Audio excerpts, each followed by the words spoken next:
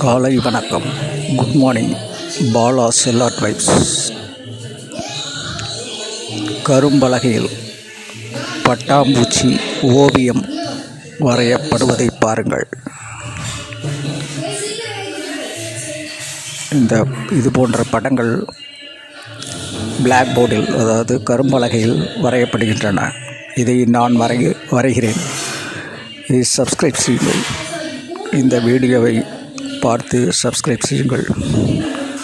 இது போன்ற மேலும் படங்களை காண தொடர்ந்து எனது வீடியோவை பாருங்கள். Blackboard artist, beautiful handwriting, both in English and Tamil. Nature, Tamil writing.